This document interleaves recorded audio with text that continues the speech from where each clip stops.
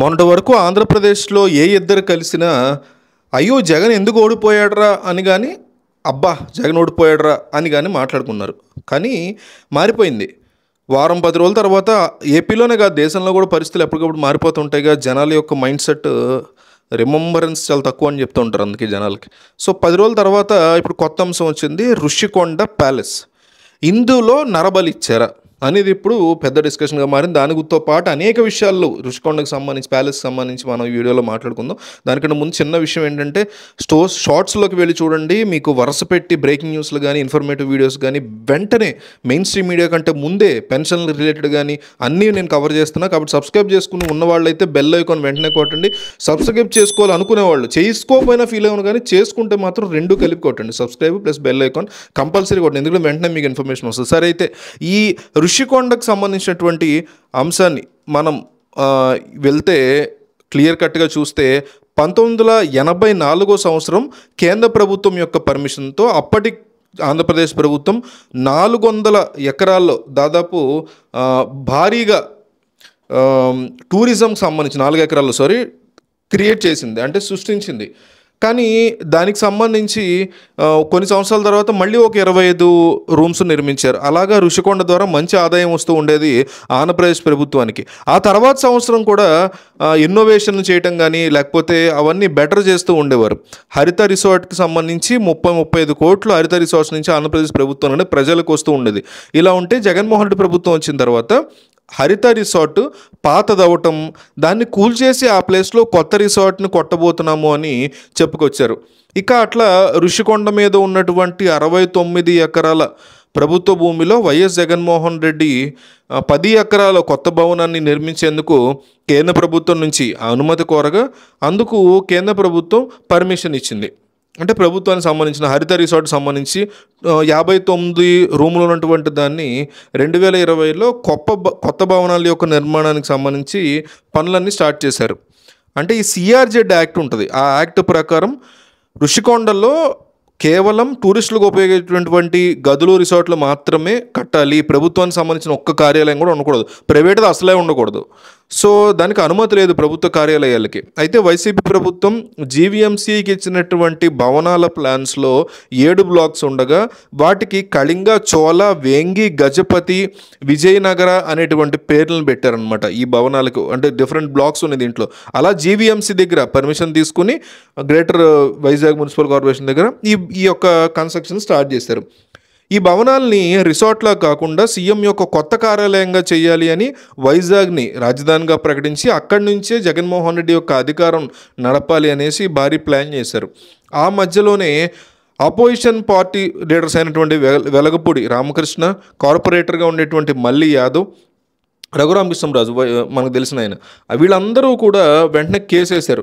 ఋషికొండ అనేది tourist place, అక్కడ hotels, resorts మాత్రమే కట్టాలి. కానీ వైసీపీ ప్రభుత్వం తమ అధికారాన్ని దుర్వినియోగం చేస్తూ అక్కడ ప్రభుత్వ కార్యాలయాలు, టూరిస్ట్ ప్లేస్లో ప్రభుత్వ కార్యాలయాలు కడుతోంది అనేసి కోర్టులో కేసు వేశారు, హైకోర్టులో. దాంతో హైకోర్టు ఒక కమిటీని ఏర్పాటు చేసి నివేదిక ఇవ్వండి బాబు అని కమిటీకి అప్పచెప్పింది.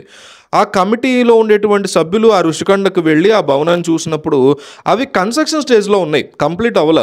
సో కమిటీ ఏ రకమైనటువంటి నిర్ణయాన్ని తీసుకోలేకపోయింది. దాంతో శాంక్షన్ చేసినటువంటి భూమి కంటే కూడా 1 ఎకరం భూమి ఎక్కువగా వాడుతున్నారు వీళ్ళు అనేది మాత్రం క్లియర్ కట్గా అర్థమైంది. దాంతో ఈ కమిటీ చర్యలు తీసుకోవాలి అనేసి హైకోర్టు ఆదేశించింది. కానీ ప్రభుత్వ అధికారులు ఎటువంటి చర్యలు తీసుకోలేదు. వాళ్ళ మీద కూడా కేసు వేయాలంట నేనైతే ఇప్పుడు. సో ఆ తర్వాత వైసీపీ ప్రభుత్వం తమకి నచ్చినట్టుగా ప్రభుత్వ కార్యాలయాలు అనే పేరుతో భారీ ఎత్తున కట్టుకున్నారు. పేరుకి ప్రభుత్వ కార్యాలయాలు అవి కూడా కట్టకూడదు అసలు రూల్ ప్రకారం. సో ఈ విషయం బాగా హల్చల్ అవడంతో అప్పట్లో టూరిజం మినిస్టర్గా ఉన్నటువంటి రోజా విశాఖపట్నంలో సీఎం క్యాంప్ ఆఫీస్ని ఏర్పాటు చేయాలని డిసైడ్ అయ్యామని, అట్లాగే అందుకు అవసరమైనటువంటి భవనాల యొక్క ఎంపిక కోసం 3 ఐఏఎస్ అధికారులతో కూడినటువంటి 3-మెన్ కమిటీ, 3-సభ్య కమిటీని వేస్తున్నామని ఆమె ప్రకటించారు. సో వాళ్ళ విశాఖపట్నంలో ఉన్నటువంటి అన్ని భవనాలని చూస్తూ ఋషికొండ భవనాన్ని కూడా సందర్శించి, ఎంతో ఒక డ్రామా అనమాట, సందర్శించి ఇవైతే బాగుంటాయి జగన్ క్యాంప్ ఆఫీస్ కానీ ఆ 3-సభ్య కమిటీయే సూచించిందని ఆమె చెప్పుకొచ్చారు. సో ఈ 3-మెన్ కమిటీ చెప్పడం వల్ల ఆయన అక్కడ ఉంటారని చెప్పుకొచ్చారు.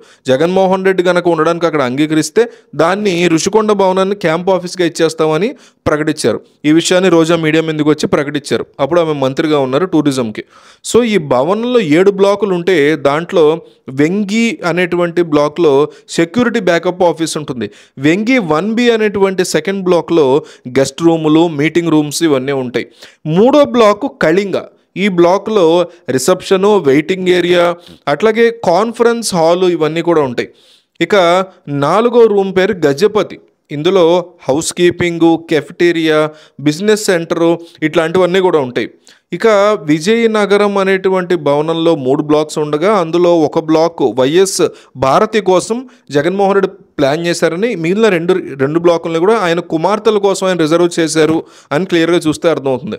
అట్లాగే ఈ 7 బ్లాకుల యొక్క నిర్మాణాన్ని 500 కోట్ల రూపాయల వరకు ఖర్చు పెట్టారు అనే డౌట్ చాలామందికి ఉంది.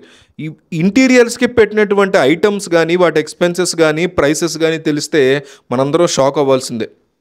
జగన్మోహన్ రెడ్డి అట్లాగే ఆయన కుటుంబ సభ్యుల కోసం బీజింగ్ నుంచి టాయిలెట్ కమోడ్ తెప్పించారు అనేటువంటి ఆరోపణలు వస్తున్నాయి. ఇప్పుడు ఒక్కొక్క టాయిలెట్ కమోడ్ ప్రైస్ 13 లక్షల వరకు ఉందని చెప్తున్నారు. అట్లాంటివి 3 రూముల్లో కూడా ఫిక్స్ చేశారు.